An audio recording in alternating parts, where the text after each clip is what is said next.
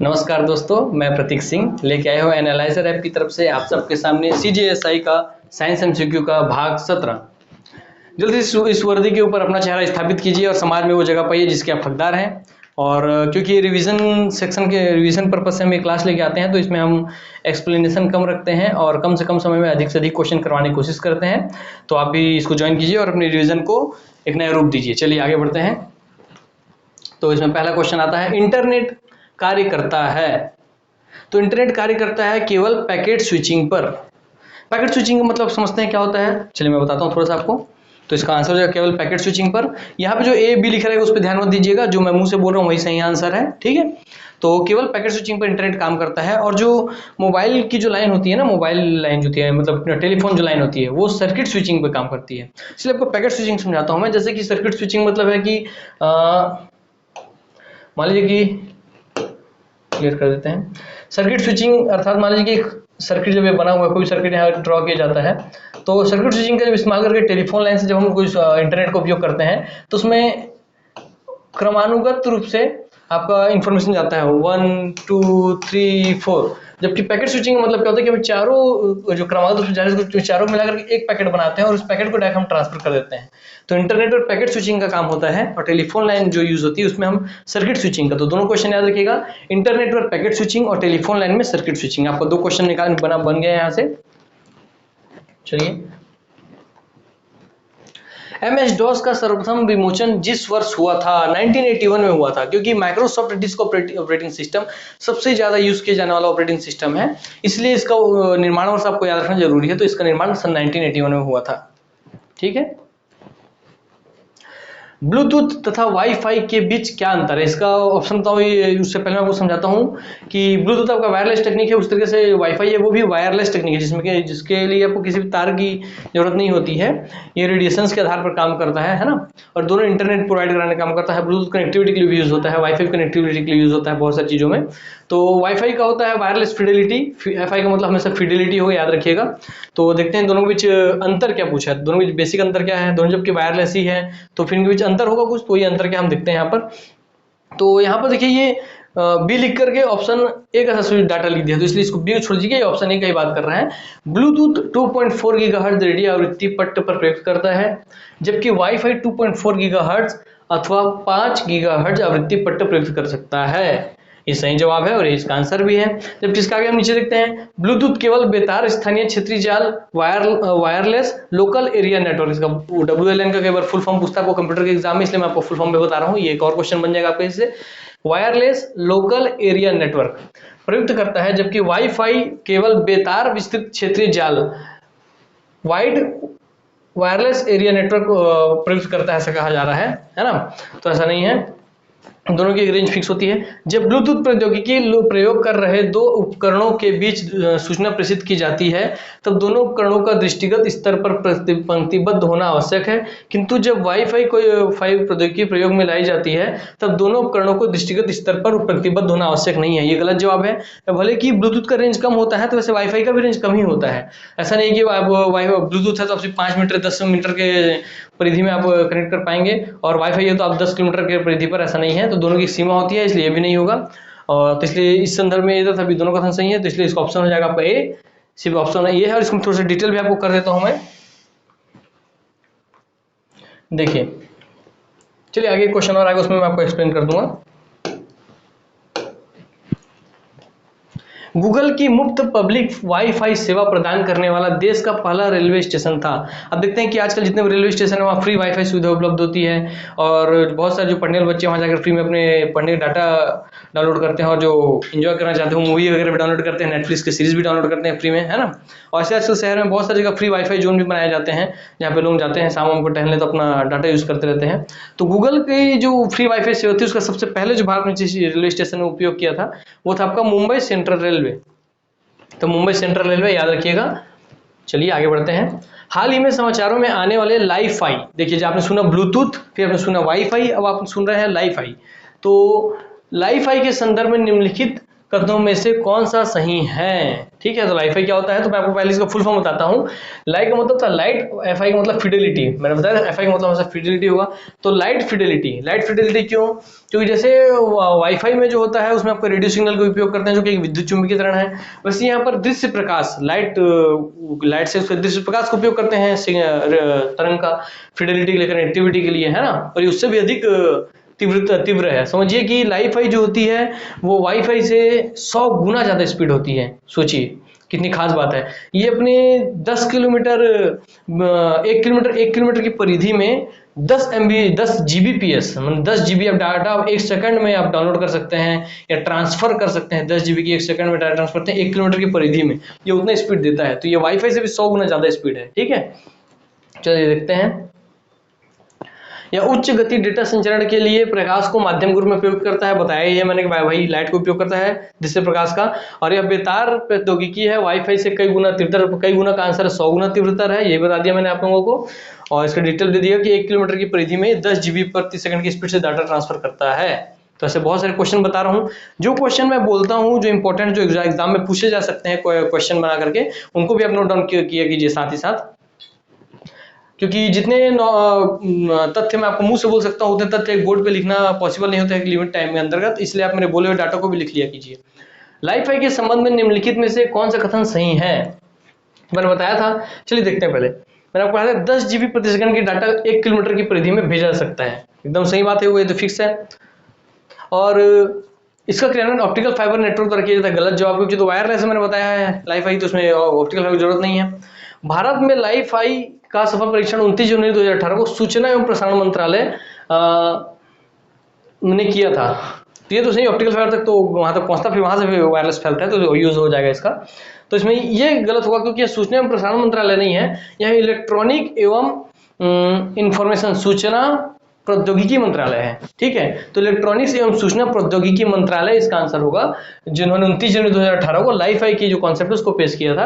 और लाइफाई का full form बताया था मैंने, लाइट फिडेलिटी, ILI का L लाइट और फिडेलिटी का FI का फिडेलिटी, प्रकाश तद्रुपता बोलते हैं इसको हिंदी में। तो देखते हैं इसका आंसर, तो इसका आंसर हो जाएगा भारत में लाइफाई, ये गलत है, बाकी सब सही है। तो जो मैं इसको बोला शुरू में कॉन्सेप्ट मिस हो गया था मेरा, इसलिए तो भारत में लाइफाई का सफल परीक्षण 29 जनवरी 2018 को सूचना एवं प्रसारण मंत्रालय ने किया था, एंड इसका क्रियान्वयन ऑप्टिकल फाइबर नेटवर्क द्वारा किया जाता है। देखो मैंने बताया कि दोनों गलत है ना।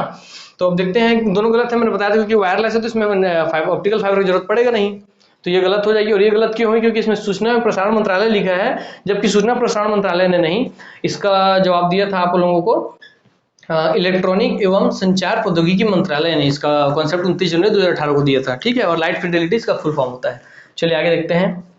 कंप्यूटर व्यवस्था जो जोड़ती है तथा विभिन्न देशों में से सूचना संकलित कर सैटेलाइट द्वारा विश्व में पहुंचाती है, उसे कहते हैं निकनेट, जो कि अमेरिका के द्वारा बनाया गया एक नेटवर्कों का जाल था, जो पहले उसके डिफेंस के द्वारा उपयोग किया जाता था, बाद में पूरे वर्ल्ड के लिए खोल दिया गया। तो ये निकनेट है। ठीक है, तो इसका भी इतिहास बता दिया मैंने आपको। निकनेट का संबंध किससे? तो अमेरिका के रक्षा क्षेत्र से, ये भी याद रखिएगा, कोई पूछ लेगा तो। आभासी निजी परिपथ, वर्चुअल प्राइवेट नेटवर्क, जिसको आप हमेशा सबसे ज्यादा जो आप सुनते हैं उसको VPN के रूप में सुनते हैं। VPN क्या है? इसका फुल फॉर्म हो गया एक तरीके से आपको कंप्यूटर में, वर्चुअल प्राइवेट नेटवर्क। वर्चुअल मतलब होता है आभासी, प्राइवेट मतलब होता है निजी, नेटवर्क मतलब नेटवर्क। ठीक है, नेटवर्क मतलब समानांतर नेटवर्क, ये याद रखते हैं, हिंदी में उतना नहीं आता इस नेटवर्क का। तो वो आभासी, निजी और आपका नेटवर्क हो गया। ठीक है, तो देखते हैं, तो VPN फुल फॉर्म पता चल गया। अब इसका देखते हैं, आभासी निजी परिपथ, हाँ नेटवर्क का परिपथ हो जाएगा। ठीक है, तो देखते हैं आभासी निजी परिपथ। अब इसका हम देखते हैं कि इसका आगे क्वेश्चन क्या दे रहा है। तो इसका आंसर है यह निजी इंटरनेट पर बना, प्राइवेट बोल रहा था, निजी इंटरनेट पर बना रहेगा। कंप्यूटर परिपथ है जो प्रयोक्ताओं को अपनी संस्था के परिपथ में प्रवेश करने की सुविधा देता है और प्रेषित की जा रही सूचना को सुरक्षित रखता है। देखिए, वर्चुअल प्राइवेट नेटवर्क क्या है कि जितने भी जो प्राइवेट फर्म्स होती है, कंपनियां होती हैं, उनके बहुत सारे ऑफिस होते हैं, अलग अलग लोकेशन पे होते हैं, तो उनके सबके बीच में डाटा शेयर करने के लिए ना एक कॉमन नेटवर्क स्टैब्लिश किया जाता है, जिसमें वो इस ऑफिस का डाटा उस ऑफिस में एक्सेस कर सके, वहाँ का फाइल वहाँ ट्रांसफर कर सके। मतलब एक सुरक्षित और एक प्राइवेट नेटवर्क डाटा मतलब सर्किट बिछाई जाती है नेटवर्कों की, जिसके अंदर सिर्फ उस कंपनी के ही जितने नेटवर्क जुड़े रहते हैं उसी को ही वीपीएन वर्चुअल प्राइवेट नेटवर्क बोलते हैं। उसमें किसी बाहरी लोगों को एक्सेस की कोई अनुमति नहीं होती है। इसका फायदा क्या है कि पहली बात तो ये सुरक्षित रहता है बाहरी किसी हस्तक्षेप से। दूसरी बात, इससे जो ऑर्गेनाइजेशनल जो वर्क है वो फास्ट हो जाती है, क्योंकि और जितने ऑफिस आपस में सब कनेक्ट हो जाते हैं तो सारे वर्क एक दूसरे से फास्ट हो जाते हैं, क्योंकि तुरंत ट्रांसफर हो जाते हैं इंटरनेट के माध्यम से। ठीक है, ये वीपीएन हो जाएगा। चलिए, फिजिकल और नेटवर्क लेयर के बीच कौन सी लेयर होती है? देखिए, ये जो नेटवर्क लेयर जो है इसको मैं बता रहा हूँ आप लोगों को कि इसका मतलब क्या होता है। जब भी हम कोई इंफॉर्मेशन, ऐसे मान लीजिए आप कीबोर्ड रखे हुए हैं, कीबोर्ड आप डालते हैं PRTI के प्रतीक और एंटर मारे आप, तो आप जो दबाए वहां से लेकर के इंटरनेट जो उसको गेन किया सीपीयू उसको, फिर उसको प्रोसेस किया, उसको कोड किया, फिर उसको ट्रांसफर करके डिकोड किया, फिर वहां से उस सिस्टम में दिखा हमको आउटपुट यूनिट पे। इन सब के बीच टोटल 7 लेयर होती है। ये भी याद रखिए, कभी क्वेश्चन पूछ लेगा कि फिजिकल और नेटवर्क लेयर के बीच कौन सी लेयर होती है, तो ऐसी टोटल कंप्यूटर लाइन में टोटल कितनी लेयर होती है? तो लेयर की संख्या होती है 7। इसमें फिजिकल जो मैं बताया, जो कि जिसमें कीबोर्ड को टच किया तो फिजिकल हो गया कि फिजिकली मैं टच कर रहा हूँ, और नेटवर्क लेयर जो नेटवर्क के पास पहुंच रहा है, नेटवर्क लेयर हो जाएगा, इसमें नेटवर्क थ्रू पहुंच रहा है। तो इन दोनों के बीच में कौन सा होता है? तो अब कौन सी बात है, इन दोनों के बीच क्या हो जाएगा? डाटा लिंक लेयर इसके बीच हो जाएगा, क्योंकि फिजिकली मैंने जो डाटा डाला है और जिस नेटवर्क तक पहुंचना है उन दोनों को लिंक कर रहा है ना। हाँ, तो जो डाटा मैंने डाला और जिस नेटवर्क तक पहुंचना है दोनों के बीच लिंक बना रहा है, तो बीच का जो लेयर हो जाएगा डाटा लिंक लेयर हो जाएगा। ठीक है, चलिए देखते हैं। तलाश क्या है? तलाश इंटरनेट पर एक मल्टीमीडिया पोर्टल तथा एक ऑप्टिकल कैरेक्टर रिकॉग्निशन OCR, इसके फुल फॉर्म कई बार पूछता है कंप्यूटर के एग्जाम में। OCR का फुल फॉर्म क्या होता है? Optical character recognition. OCR Devanagari में सॉफ्टवेयर है जिसे CDEC द्वारा संचालित किया जाता है। चलिए यहाँ से कुछ और क्वेश्चन निकालते हैं। तलाश क्या, तो आपको पता चल गया कि ये इंटरनेट पर एक मल्टीमीडिया पोर्टल तथा एक ऑप्टिकल कैरेक्टर रिकॉग्निशन देवनागरी लिपि में बना हुआ एक सॉफ्टवेयर है जो CDEC द्वारा बनाया गया था। CDEC अब समझते हैं। CDEC का मतलब होता है C और DAC। तो C का है centre for development of application, centre for development of application computer से कुछ है। चलो उसको फुल फॉर्म आपको बाद में बता दूंगा।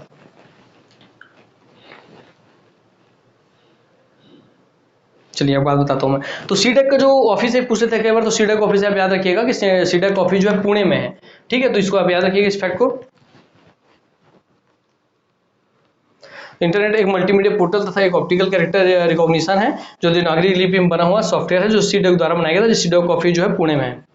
हाँ, centre for development of advance computing, CDEC का centre for development of advance computing. कई बार क्या होता है कि माइंड में रहती है मगर तुरंत आता नहीं शब्द, इसलिए होता है ऐसा।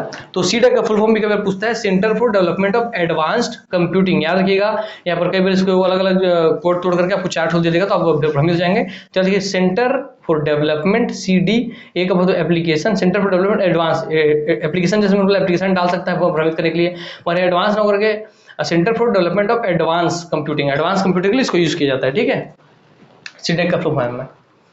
पहचान प्लेटफॉर्म आधार, जो आधार का जो होता है UIDAI, unified identification authority of India, UIDAI, उसी की बात कर रहे हैं। आधार जो हम आधार कार्ड हमको हमारा बनता है, खुला open application programming interface API, application programming interface. कहीं पूछ सकता है कि API का फुल फॉर्म क्या होता है, तो एप्लीकेशन प्रोग्रामिंग इंटरफेस उपलब्ध कराता है। इसका क्या अभिप्राय है, इसका मैं आपको मतलब समझाता हूँ। देखिए, जब हम आधार कार्ड बनवाने गए थे तो वहाँ पे एप्लीकेशन प्रोग्रामिंग इंटरफेस मतलब वो एक सिस्टम बैठ रहते थे, वहाँ एक एप्लीकेशन को रन करते थे। उस एप्लीकेशन में ही आपको जितना आपको आइरिस का स्कैन लेना था, हमको प्रिंट लेना, सब उस एप्लीकेशन में डाटा संग्रहित होता था और वो UID के पास जाकर सेव हो जाता था।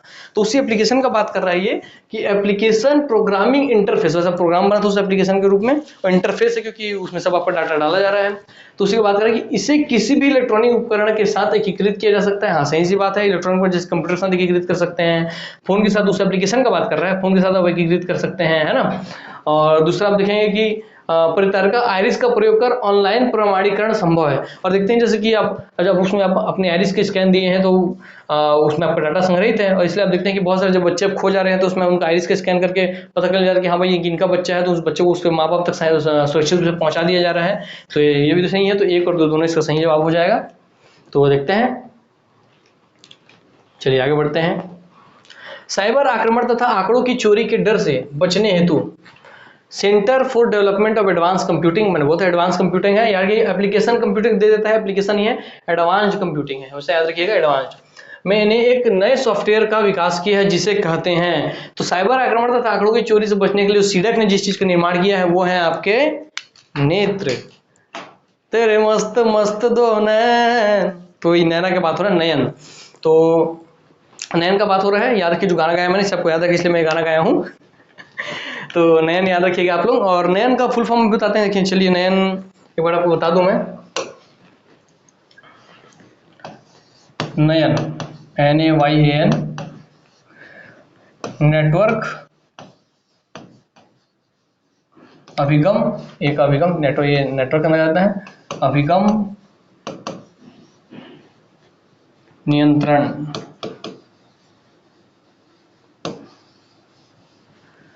तो ये आपको हो गया नेटवर्क अभिगम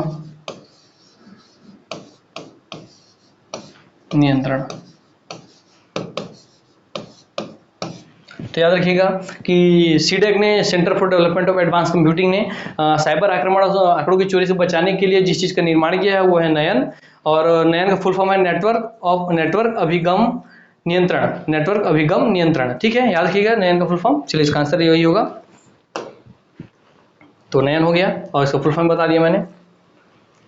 भारत में साइबर सुरक्षा घटनाओं पर रिपोर्ट करना निम्नलिखित में से किसकी और किनके लिए विधित अधिदेशात्मक है? तो देखते हैं। तो भारत में साइबर सुरक्षा घटनाओं पर रिपोर्ट करना निम्नलिखित में से किसके किसके लिए विधिवत माने कि ये लोग साइबर थ्रेट होता है तो ये लोग कंप्लेन कर सकते हैं, इनके लिए विधि निर्मित है। कंप्लेन तो आप भी कर सकते हैं, इनके लिए कुछ एक नियम कानून बने हुए हैं, उसी को विधिवत निर्मित है। इस क्वेश्चन का मतलब यही है, इनके लिए कुछ विधि निर्मित किए गए हैं। तो कौन कौन संस्था देखते हैं। तो service provider, internet service provider, उनके लिए बना हुआ नियम है। ठीक है, डेटा सेंटर जो डेटा कलेक्ट करते हैं किसी भी चीज का वो, और तो कॉर्पोरेट निकाय। तो देखते हैं कि बॉडी कॉर्पोरेट इसमें कौन सा इसका आंसर हो जाएगा। तो इसका आंसर 1 2 और 3 3। जैसी बात है, जो आपको सर्विस प्रोवाइड कर रहा है उसके पास आपके उसको भी कुछ हैक होता है, कुछ प्रॉब्लम होता है, तो उसके लिए कुछ नियम कानून बनाए गए हैं सरकार द्वारा। डेटा सेंटर जहाँ पे सारे डाटा कलेक्ट किए जा रहे हैं, जैसे UIDAI, unified identification authority of India, जो हमारे आधार कार्ड का निर्माण कर रही है, उसके पास हमारे सारे डेटा स्टोर हैं। वहाँ पे अगर कल में हैक होता है तो उसके लिए कुछ नियम कानून बनाए गए हैं, है ना। और कॉर्पोरेट निकाय जो है वो उनके लिए भी कुछ नियम कानून बनाए गए हैं, जो वैसे बड़े बड़े जो फर्म है, ताकि उनको कुछ जो नुकसान हो तो वो भारत की GDP में बहुत बड़ा योगदान होता है, तो उनको नुकसान पहुंचाना, जैसे रिलायंस, टाटा, बिरला, इस जो कंपनियां हैं, इनको अगर नुकसान होता है तो पूरे भारत के भी इमेज को ठेस पहुंचेगी, क्योंकि GDP में इनका बहुत बड़ा योगदान है, क्योंकि बहुत बड़े बड़े टैक्स पेयर हैं। इसलिए इनके लिए कुछ नियम कानून बनाए गए हैं। हालांकि भारत अब डाटा प्रोटेक्शन लॉ लाने के दिशा में कार्य कर रहा है, और जल्दी से हमारे देश में भी डेटा प्रोटेक्शन लॉ, जो कि हम लोगों की पर्सनल डेटा की प्रोटेक्शन की भी गारंटी लेगा, उस पर जो काम चल रहा है वो जल्दी से एक मूर्त रूप ले लेगा, जो हमारे डेटा प्रोटेक्शन के लिए सबसे जरूरी चीज़ है। और सोचते हैं लोग कि भाई मैं तो कुछ करता नहीं हूँ सर, ना मैं कमा रहा हूँ, मैं जैसे पढ़ रहता हूँ ठल्ला, तो मेरा डेटा लेकर कौन क्या कर लेगा। भाई आप याद रखिए कि आज के वर्तमान दुनिया में और आने वाले भविष्य में जो दुनिया की सबसे कीमती चीज है वो ना हीरा है, ना सोना है, ना चांदी है, ना यूरेनियम है, ना प्लूटोनियम है, वो सिर्फ और सिर्फ आपका डेटा है। क्योंकि डेटा के रूप में ही आपको समझाता हूँ डेटा का उपयोग कैसे होता है। मान लीजिए आप कहीं आप ऑनलाइन कुछ आप सर्विंग करते हैं और वहाँ पे आप डालते हैं मेरा नाम प्रतीक कुमार सिंह, या चलिए अमेजोन के देख लीजिए, अमेजोन की साइट पे गए या गूगल में सर्च मारिएगा कभी कि शूज, प्यूमा शूज करके आप शूज मारिएगा या मोबाइल मारिएगा, फिर देखिएगा कि आप जहाँ जा रहे हैं, आप फेसबुक खोल रहे हैं, आप कुछ और साइट खोल रहे हैं, यूट्यूब खोल रहे हैं, सब जगह में सिर्फ आपको शूज से रिलेटेड ही, मोबाइल से रिलेटेड ही एडवर्टाइजमेंट आने लगते हैं। तो उनको कैसे पता चला रियल में कि भाई आपको अभी इस समय आपको इस समय शूज की और मोबाइल की जरूरत है? कहीं ना कहीं उन्होंने आपका डाटा चोरी किया ना, बस यही चीज़ है। जब भी आप उनके प्राइवेट पॉलिसी जो बहुत बड़े वो लिखे रहते हैं, ताकि कोई आपने पढ़े ही मत जानबूझ करके, इसके ऊपर भी इस भारत सरकार को काम करना चाहिए, और इंग्लिश में लिखा रहता है जनरली, तो बहुत बड़ा लिखा रहता है उसमें, वो की फैक्टर ऊपर देना चाहिए, भले एक्सप्लेनेशन नीचे दिया जाए, भाषा नियम कुछ लाना चाहिए। तो लोगों को समझ ही नहीं आता भाई, हमारे भारत में ऐसे भी इंग्लिश भाषी लोग बहुत कम हैं, तो लोग उसको ओके कर देते हैं कि उनको रनिंग करना होता है। जैसे फेसबुक भी हमारे प्राइवेसी नेटवर्क को, व्हाट्सएप भी जो है सभी परमिशन ले चुके हैं, और सब हमारे एक्सेस करते हैं, हमारे नंबर सबको, और सब जो उनके ऐड कंपनी उनको सप्लाई करते हैं हमारे डाटा, इसलिए वो ऐड दिखाते हैं जब हम सर्च करते हैं। तो सोचिए उस ऐड से ही वो कितना पैसा कमा लेता है फेसबुक वाला, और आज वो फेसबुक का मार्क जुकरबर्ग दुनिया का 5वां सबसे रईस आदमी है ना। और अमेजॉन जो जेफ बेजोस है वो दुनिया का सबसे रईस आदमी है। तो यही है। तो देखिए आप कि आपके डेटा से दुनिया में लोग कैसे रईस हो गए हैं, वो भी नंबर 1 नंबर 5 पे। तो चलिए आगे बढ़ते हैं। पहला साइबर लॉ जो भारत में ई-कॉमर्स के लिए कानूनी ढांचा प्रदान करता है, सूचना प्रौद्योगिकी अधिनियम 2000। इसका आंसर होगा सूचना प्रौद्योगिकी अधिनियम सन 2000। इसको रट लीजिए, ये आपके लाइफ में न सिर्फ एग्जाम में बल्कि आपके दैनिक जीवन में भी काम आएगा। पहला साइबर लॉ जो भारत ने ई कॉमर्स के रूप में कानूनी ढांचा प्रदान करता था वो सूचना प्रौद्योगिकी अधिनियम 2000 था। और इसी सूचना प्रौद्योगिकी अधिनियम सन 2000 के धारा 70B के तहत ही भारत ने सर्ट इन का निर्माण किया, computer emergency response team of India. CERT in, CERT, in माने India, C for computer, E for emergency, R for response और T फॉर टीम। तो CERT in computer emergency response team की तहत की इस सूचना प्रौद्योगिकी की अधिनियम सन 2000 की धारा 70B के तहत ही सर्ट इन का निर्माण किया, जो कि कंप्यूटर इमरजेंसी होने पर रिस्पांस करती है। ठीक है।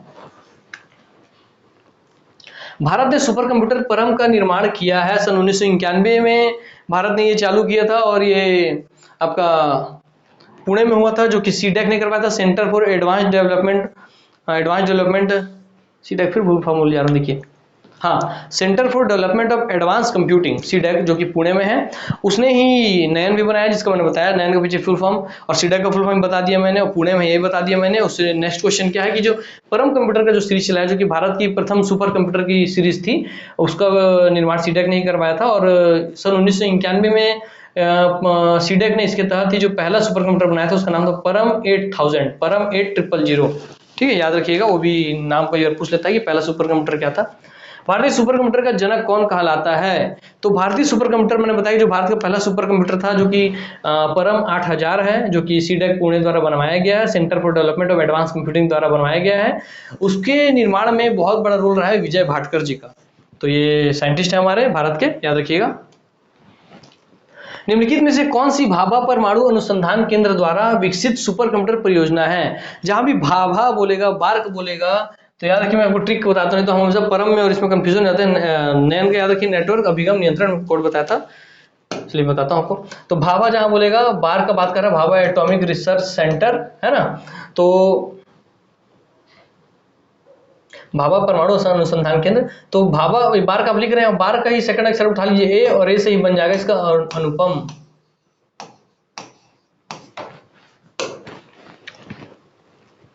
तो ये हो गया आपका अनुपम। मैंने बताया बार्क का ए से निकाल के उसका आंसर ले लीजिए, अनुपम हो गया।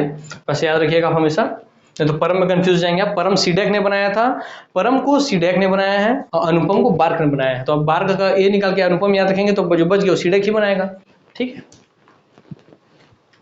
सुपर कंप्यूटर के लिए शब्द लंबाई की परास होती है। सुपर कंप्यूटर के लिए शब्द परास की जो लंबाई है वो 64 बिट होती है, और जो सामान्य कंप्यूटर के लिए होती है वो 32 बिट होती है। तो ये बिट है, बाइट नहीं है। और जो हम किलोबाइट, मेगाबाइट, 500 मेगाबाइट का तेरा मेमोरी है, 4 GB का मेमोरी है, तो वो बाइट होता है, ये बिट का बात कर रहा है। और इसमें भी आपको समझा देता हूँ मैं, चलिए। 8 बिट बराबर 1 बाइट होता है। ठीक है। तो इसी क्वेश्चन को अब देखिए, इसके आधार पर घुमा के कैसे पूछ सकता है। ये जो 32 बिट है सामान्य कंप्यूटर में जो यूज होता है, 8 से भाग देंगे तो 8 16 8 तो 24 8 चौक 32, तो बराबर 4 बाइट। अर्थात हमारा जो कंप्यूटर है जो हम नॉर्मल यूज करते हैं वो 4 बाइट पर काम करता है। और ये आपका 64 बाइट पे कौन काम करता है? Super computer. तो इसको हम कितना लिख सकते हैं? 8 8 8 64, तो 8 बाइट। तो क्वेश्चन ये पूछ सकता है कि सुपर कंप्यूटर के लिए शब्द लंबाई की परास है 64 बिट या 8 बाइट, और सामान्य कंप्यूटर के लिए जो शब्द परास की लंबाई है 32 बिट या 4 बाइट। ठीक है, ये क्वेश्चन आपको याद रहेगा। चलिए, विश्व का द्रुततम कंप्यूटर, मतलब विश्व का जो सबसे फास्ट कंप्यूटर है वो कौन सा है? तो फिलहाल जो रचना हुई है उससे पहले अमेरिका का कंप्यूटर था, मगर अभी समझिए क्या, अमेरिका के कंप्यूटर को पीछे छोड़ते हुए विश्व का सबसे फास्ट कंप्यूटर फुगाकू हो गया, जो कि जापान का है। और वो 10 की घात 12 संक्रियाएं प्रति सेकंड, मतलब 10 की घात 12, मतलब 10 की घात 12 जो लगा दीजिए, उतनी गणना हर 1 सेकंड में कर लेता है। सोचिए, सुपर कंप्यूटर। तो ये समझ गए आप। और विश्व का जो सबसे फास्ट कंप्यूटर है वो आपका नाम है फुगाकू, जो कि जापान का है, याद रखिए। करंट सबसे अपडेटेड वाला है, तो विश्व का सबसे तेज कंप्यूटर फुगाकू जापान का है। तो यहाँ पे हमारा आज क्लास कंप्लीट होता है। तो नमस्कार, जय हिंद, जय भारत, जय छत्तीसगढ़।